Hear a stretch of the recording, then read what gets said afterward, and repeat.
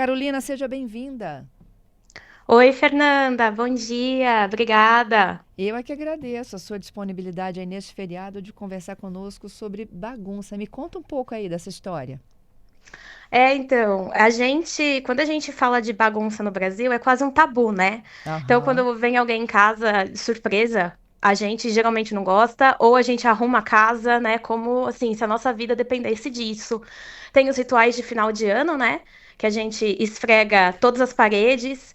E quando a gente fala de bagunça e organização, por muito tempo no Brasil, a gente tenta trabalhar isso de uma forma prescritiva, como se tivesse quase um manual, né? É como se tivesse certo e errado. E na verdade o que a gente descobre aí com a pesquisa é que bagunça é um assunto muito complexo no Brasil, porque ele é atravessado de vários fatores sócio-históricos e econômicos.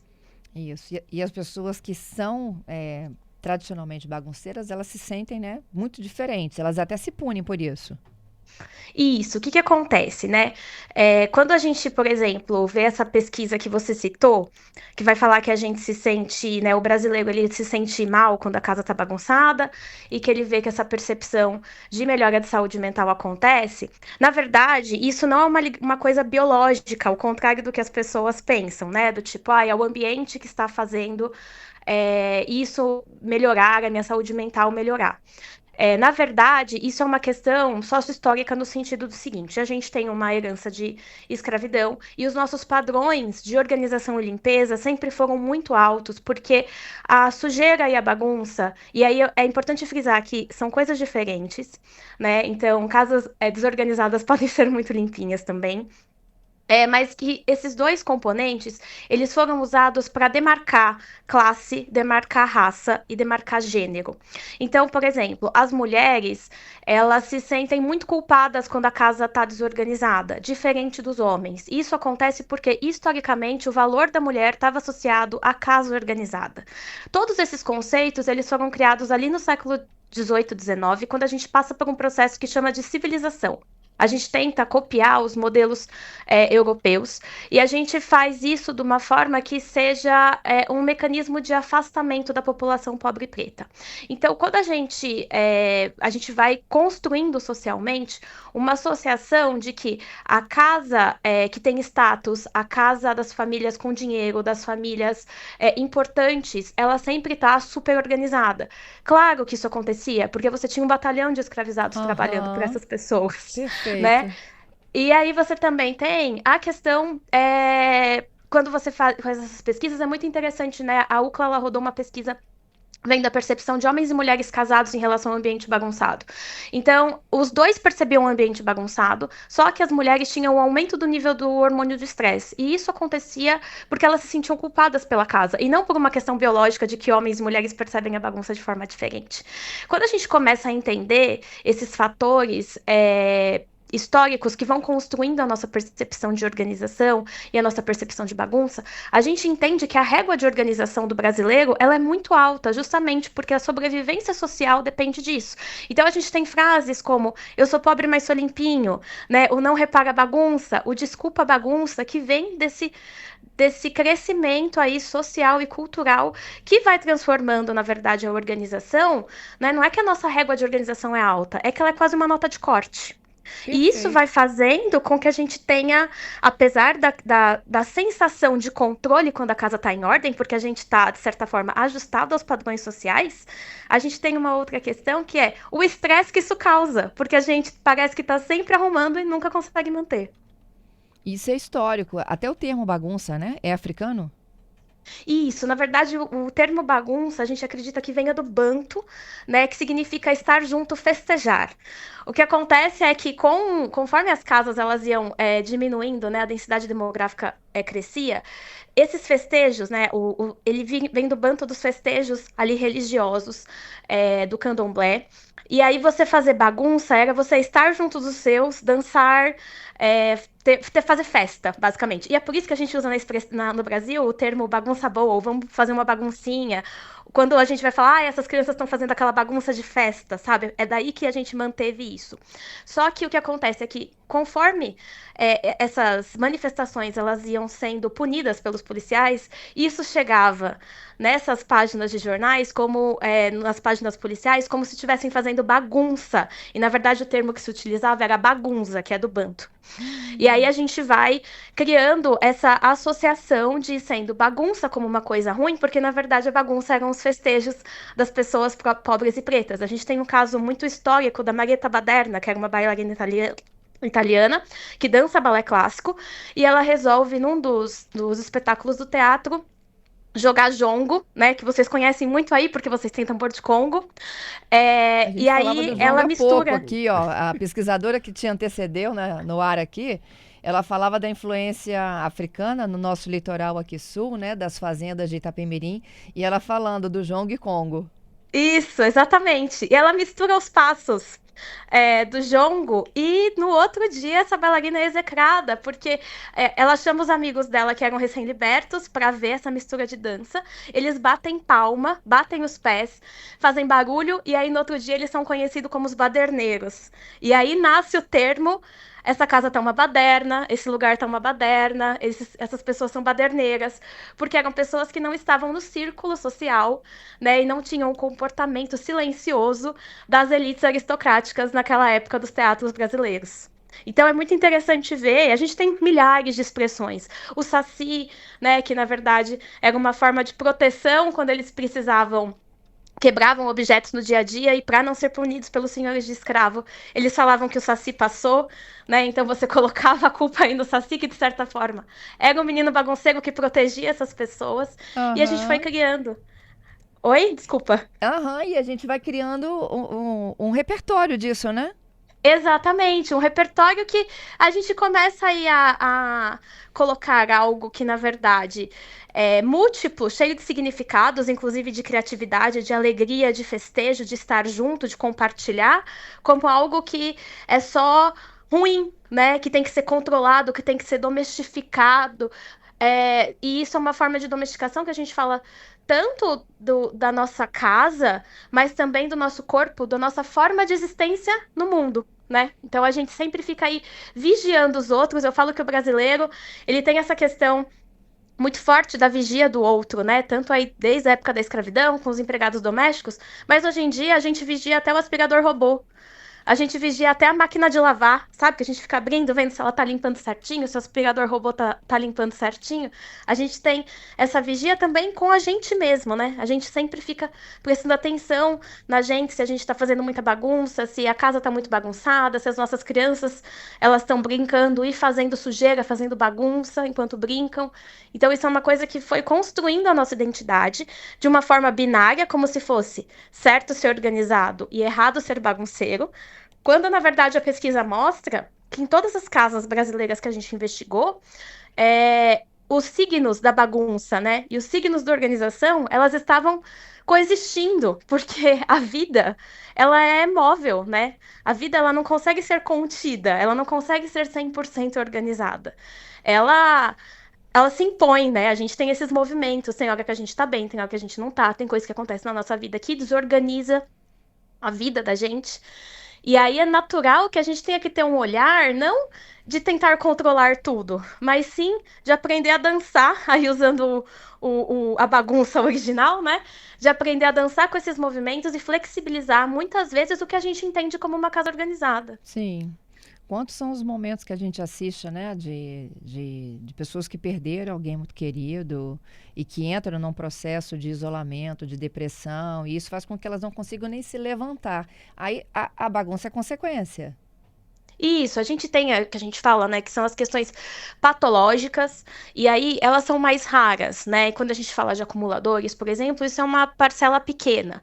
A bagunça do dia a dia, ela é aquela bagunça que ela vai se criando e aí do nada a gente tem um chilique e faz assim, vou botar isso aqui em ordem.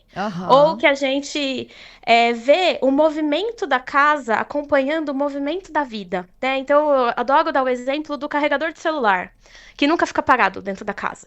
Porque, na verdade, é um objeto que não tem como ser organizado, né? Ele fica andando pela casa mesmo, porque este é o movimento da vida.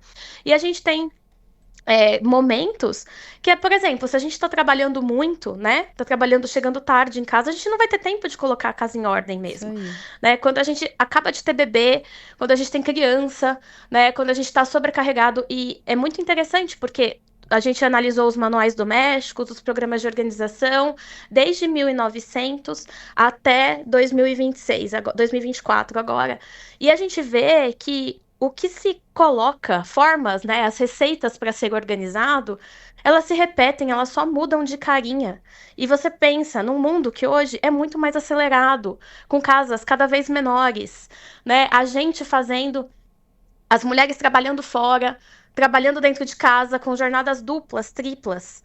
Então, assim, é muito injusto a gente tentar copiar um modelo de organização que é impossível de ser mantido, né? E que essa régua cada vez sobe mais, propositalmente, para a gente continuar trabalhando este afastamento e, de certa forma, colocando a energia das mulheres muito nisso. Em vez da gente discutir coisas importantes como divisão de trabalho doméstico, né, como aceleração de consumo, como a dificuldade que a gente tem hoje, por exemplo, das empresas de terem políticas de devolução, sabe, de resíduos, de lidar com esses resíduos, da gente ter onde colocar as coisas que a gente não usa mais, enfim, a gente tem muita dificuldade com isso, porque a gente está muito preocupado em comprar caixinha tentando se manter organizado quando o problema é muito maior. A pressão social é imensa, né? É sim, E desde como... muito novo, né? A gente vê uma Sim. pesquisa com crianças que a gente rodou isso conversando com mães e a diferença da criação ainda hoje de meninas e de meninos, de formas de brincar, de casas que têm empregada doméstica e casas sem empregada doméstica, é muito diferente, né? Os acessos. Eu sempre falo, quem que tem direito de ser organizado? Né? Quem que pode ser organizado? Então a gente vê isso desde a tenra infância, assim, as meninas preocupadas com isso desde muito novas, desde que elas estão brincando ali da organização da casinha da boneca, sabe? É muito complexo a gente ver que, mesmo com muitos anos, né, muitos séculos aí passando, a gente ainda não conseguiu uma solução efetiva para isso, porque, na verdade, isso implica em parar da gente ficar vendo, né, não é um programa de organização que vai dessa forma mágica pra gente.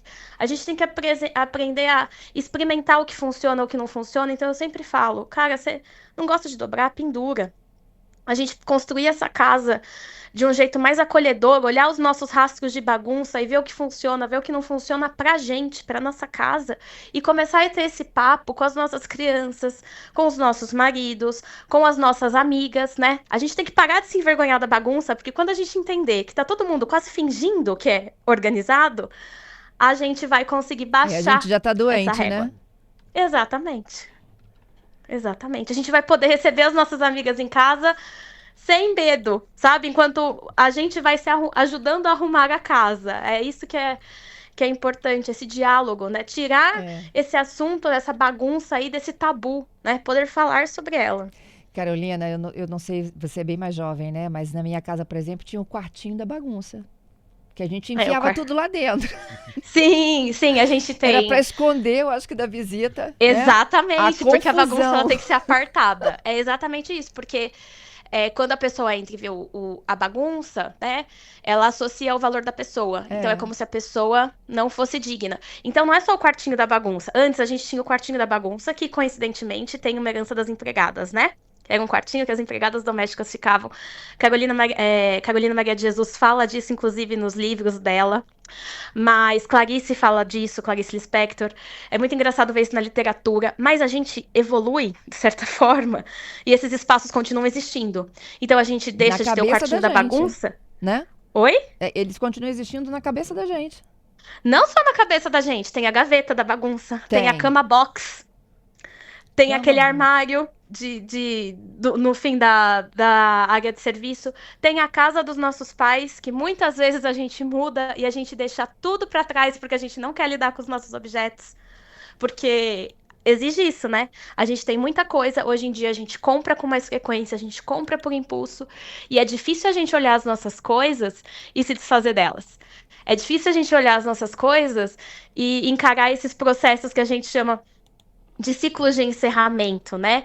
A gente ter que lidar com tudo que a gente compra. Então a gente vai colocando ali nos cantinhos também. Tem toda essa questão, né? Quando a gente fala de bagunça e organização, que é também a dificuldade que é para lidar com as coisas, porque o tempo de compra ele é muito diferente do tempo de uso, né? O tempo do objeto ele é muito diferente do tempo de amadurecimento psíquico que a gente tem em relação a esse objeto, né? Quando a gente tem que jogar, a gente tem que se desfazer dele, e a gente fica assim, meu Deus, mas isso tá bom, eu não uso mais, e o que, que eu faço com isso porque não tenho onde jogar? Tipo, tá bom pra jogar fora, mas eu não sei aonde dou. Será que tem tanta gente ainda precisa de doação, né? Porque a gente tem um caso com roupas, por exemplo, que os abrigos estão lotados de roupas, né? Então, a gente não tem nem como mais absorver tanto esse nosso ímpeto de compra.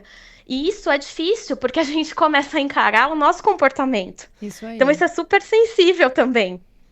Nossa, Carolina, amei essa nossa conversa. Tem muita gente aqui interagindo contigo. A Marinês, por exemplo, ela está me dizendo: olha, amando essa entrevista, onde ela consegue, inclusive, ter acesso a dados do seu trabalho.